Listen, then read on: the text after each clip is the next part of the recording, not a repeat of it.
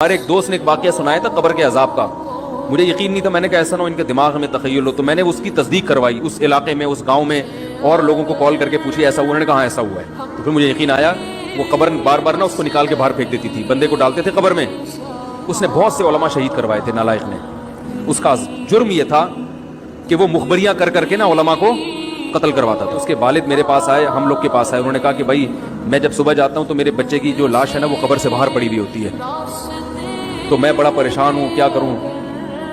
تو ہم پھر دفن کرتے ہیں تو اچھا قبر بالکل صحیح ہوتی ہے اوپر سے, اور وہ بندہ باہر ہوتا ہے, وہ دوبارہ بند ہو جاتی ہے قبر.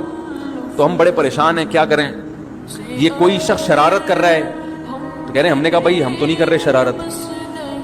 کہا تو اگر دوسرا ہم شرارت کوئی کر بھی رہا ہوتا تو قبر کو کھودی بھی تو ہونا.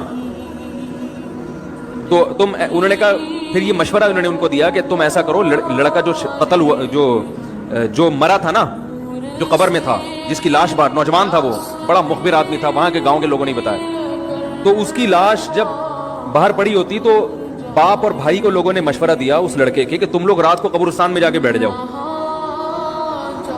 پہرا دو کہ کون آتا ہے نکال کے جاتا ہے اور قبر کو پیک کر کے چلا جاتا ہے.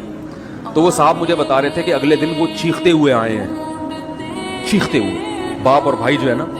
کہہ رہے ہم نے رات کو منظر دیکھا کہ پہلے ہمیں رات جب اندھیرا ہوا ہے نا تو قبر کے اندر سے چیخنے کی آواز آئی, اور ہمارے سامنے قبر کھلی ہے تو ہم نے اس لڑکے کو دیکھا کہ آگ جل رہی ہے اس کی لاش پہ, اور وہ ایسے ایسے اپنے سر کو پیٹ رہا ہے.